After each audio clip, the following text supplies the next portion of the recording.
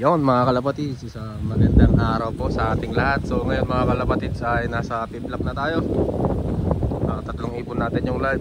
Meron tayong live sa YB, meron tayong live sa OB, tapos tatlong live na super. And ito nga yung sinapit ng kulungan natin. Grabe ang lakas ng bagyo mga kalapatids. Ayan o, yan, wasak-wasak yung kulungan. Ito butas din, pati sa likod butas. Yung sa likod butas, pati yung UP siya. Grabe ang inabot ng natin sa bagyo. Napakalupit ni Marcy mga kalapatids. Ayan. Yung side niya, yan yung unang nalipad. Nandun yung yung mga reflex doon umabot. Napakalaki mga kalapatids. Meron ding umabot doon pero nalinisan na kahapon. Yan. Napakalakas na bagyo mga kalapatids. Sobrang tibay na tong kulungan natin. Yung pundasyon kasi natin, meron pang na 4 feet ayan, yung nakabaon, 4 feet yung nakabaon. Tapos yung pinaglatagan natin ay kulungan dati to ng kulungan dati to ng baboy. Hanggang dun mga kalapatids, papunta dito. Madami-dami ding baboy yung naikarga dito noon. Nalagaan yung utol. Ayan, madami. Nasa 7 hanggang 8 na yata. 7, sa 6 hanggang 8 na kulungan. Yung pundasyon natin doon, binutasan natin ganito. Binutasan natin ng ganito. Tapos nagbuhos pa tayo ng 4 feet ang lalim, pero wala pa rin. Malakas talaga yung bagyo. So ganun pa man mga kalapatids, wala na tayong magagawa. Tuloy pa rin yung laban natin. Nagka-problema din tayo sa mga ibon kasi Webes tayo na bagyo. Bale na lipad na tong kulungan ng Webes ng gabi. So pagtingin ko sa umaga dito sa kulungan, wala na talaga. Tapos yung mga ibon basang basa. Tapos so yan yung mga ibon basang basa mga kalapatids. Pasensya na at napindot ko na stop. Basang basa yung mga ibon. Pagtingin ko sa mga ibon, wala na. Nagka one eye cold na sila mga kalapatids. Tapos yung Biyernes na yon, pinilit naming itayo tong kulungan kasi hindi ito kaya ng tao nung bago pa to mga kalapatids, nung wala pang pundasyon, 15 na tao, hindi namin kaya. Naaangat namin ganyan lang, wala pang isang tangkal, 15 na tao na yon. Ngayon pa kaya na may pundasyon na. Ayan, so napakasayang lang dahil nung Biyernes na yon, itinayo namin to. Nag-ilap din yung mga ibon, hindi sila kumain ng pangumagahan, tanghalian, hapunan, hindi sila kumain. Doon sila tumapo, doon sa may tangke doon. Tapos doon sa bahay na yun, yan, doon sila dumapo maghapon. Kasi natakot din sila sa bako mga kalapatids nung ng kulungan natin bumuhat. Natakot sila kasi medyo maingay din yun Gabi na sila pumasok. Pagtingin ko sa condition nila, sa katawan nila, wala na yung 100% na condition ng katawan nila. Grabe pala yung ganun mga kalapatids, yung yung isang araw na palipad-lipad yung mga ibon. Ang daming nasayang na energy nila. Yung condition talaga nila, yung katawan nila, yung 100% naging 80% na lang, 75 ganun. Grabe pala yung ganun, yung isang araw na nai-stress yung ibon, lipad ng lipad. Halos na din parang nanggaling na din sa karera.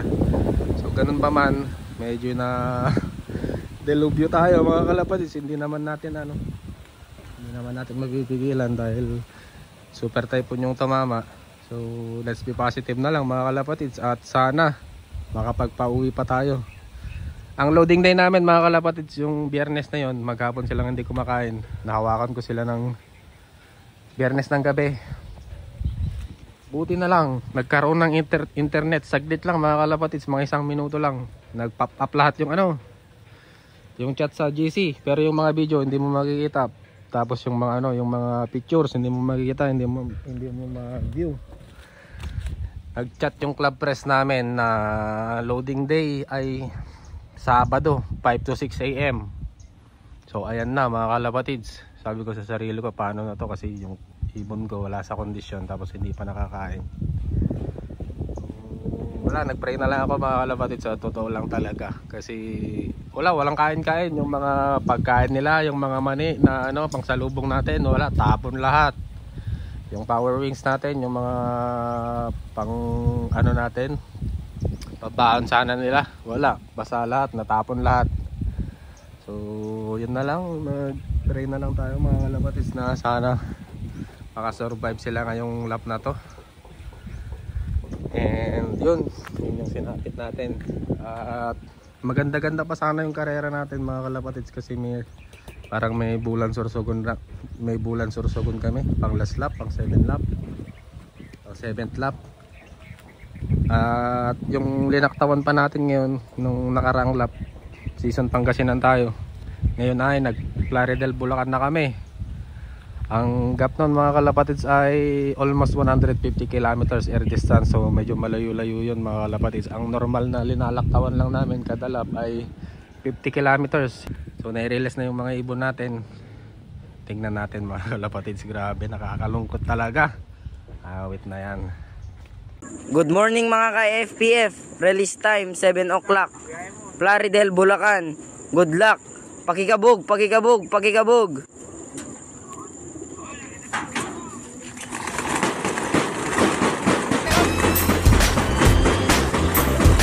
Tay, pag-i-open.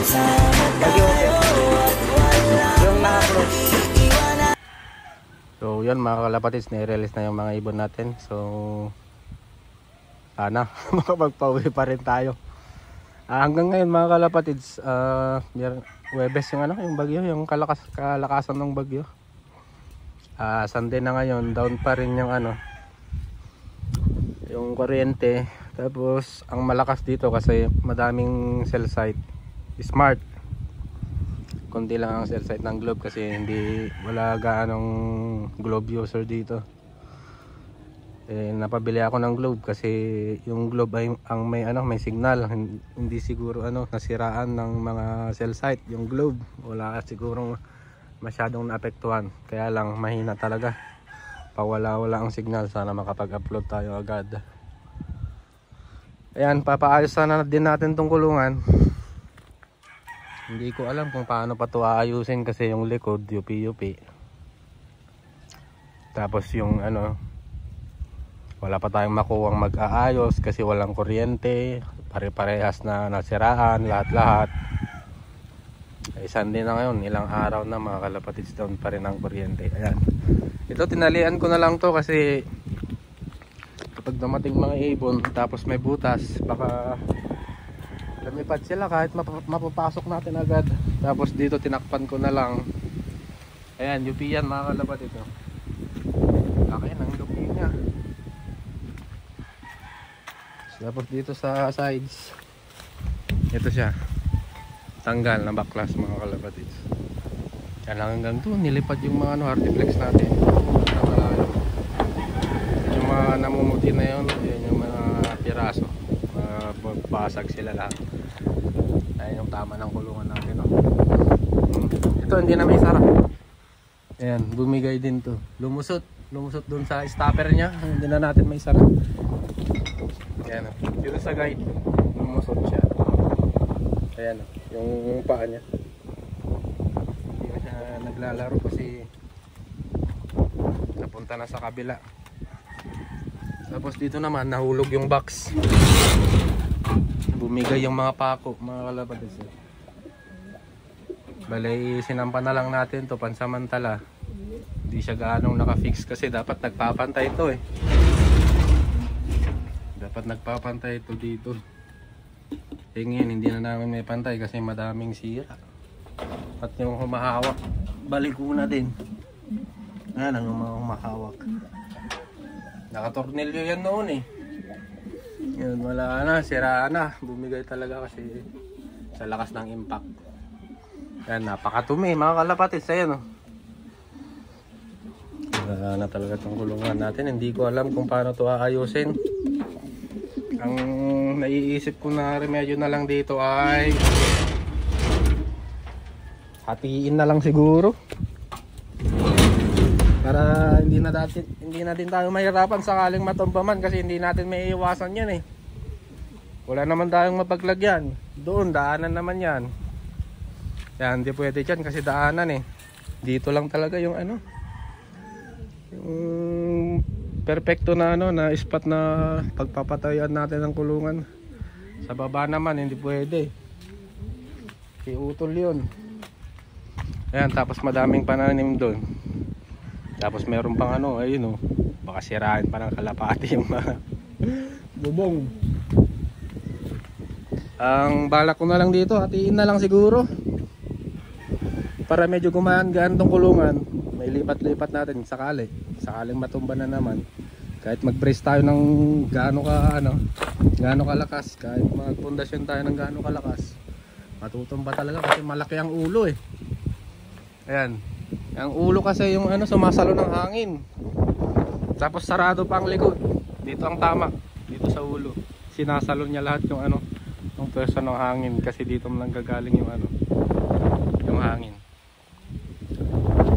Kaya ganun na lang siguro. Paputol natin. Gawin natin isang kulungan. Ayan.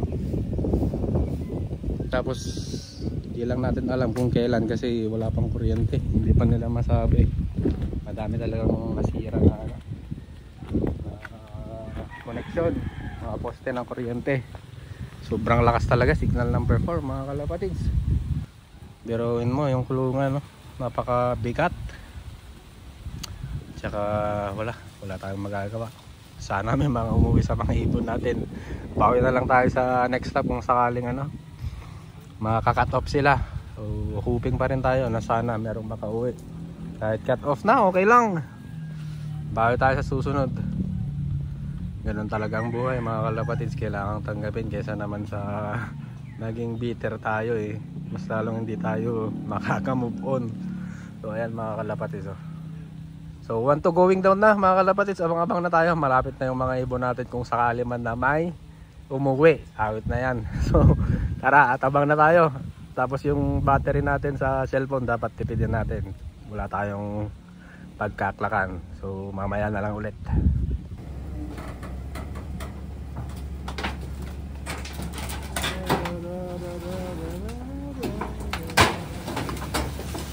Oh, kere-kere. Oh, natatrap.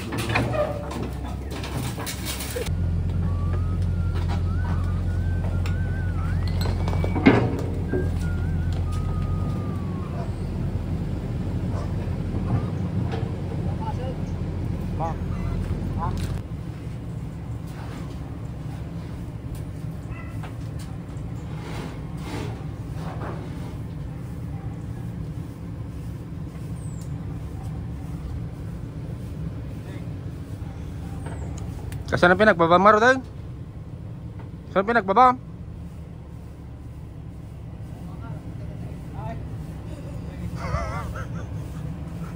Halo Adam.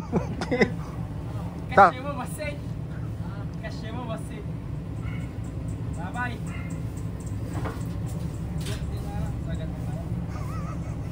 Halo Adam.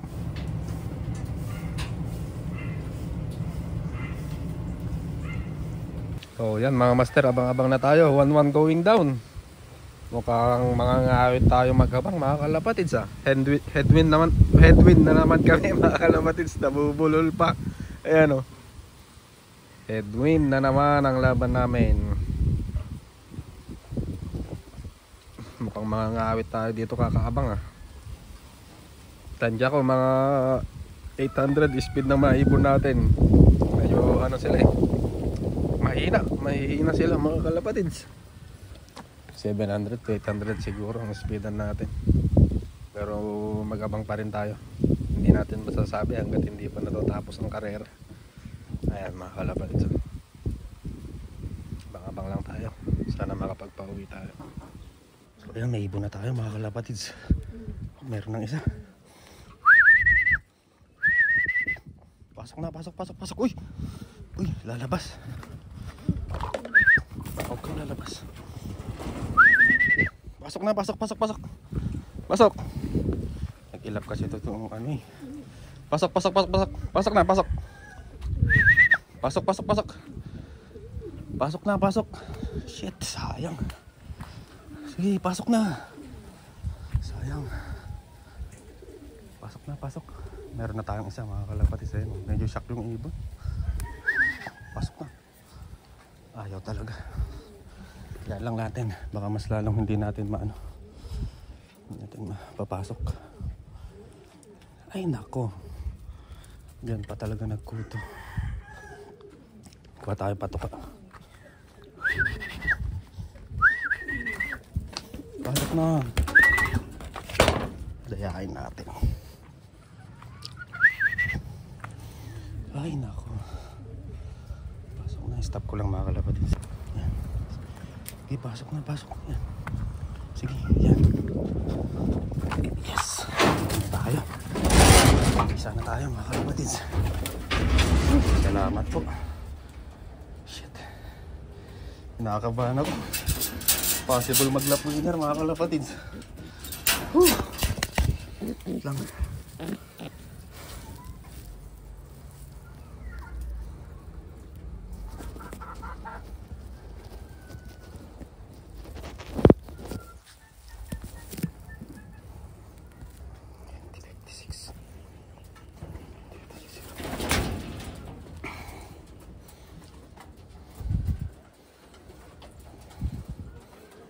Yan, meron na tayong isa mga kalapatids. 411 kilometers, ayan. Oh, salamat po. Yan, 411. 911 ang speed. Abang-abang pa tayo. At yan mga kalapatids, lap winner tayo. Lap winner tayo ngayong lap mga kalapatids. Nagulat ako kanina, kinabahan ako. Nandun ako sa likod kasi, ay nasa loob kasi ako eh. Nagtatanggal ako ng ipot doon. Dinudukot ko yung masumisiksik doon. Pagtingin ko sa trapdoor, nandun na siya, nakatitig sa akin eh. Kaya medyo kinabahan ako mga kalapatids. Tapos kahapon, super ilap pa ng mga ibon. Kaya yun, talagang kinabahan ako doon. Lumabas ako kanina, tapos tinatawag ko siya. Wala talaga, hindi siya nasyak yung ibon. Tapos kanina, anuhan ko ng patuka sa loob. Ayun, pumasok na siya mga kalapatids. So abang-abang pa tayo, sana madagdagan pa. Nakachamba pa mga kalapatids, lap winner. Yan, medyo na headwind tayo mga kalapatids. Abang-abang pa tayo. So yan mga kalapatids, pangalawang ibon. Yes, pangalawang ibon. Pasok na. Sa young bird naman natin to. Yes, young bird. Salamat. Ay hindi, nakapatibayan to, butas to. Butas to. Pero okay lang, nakapatibayan to.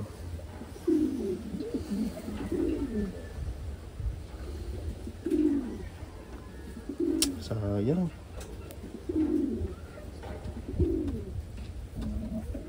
$15.33 $15.33.46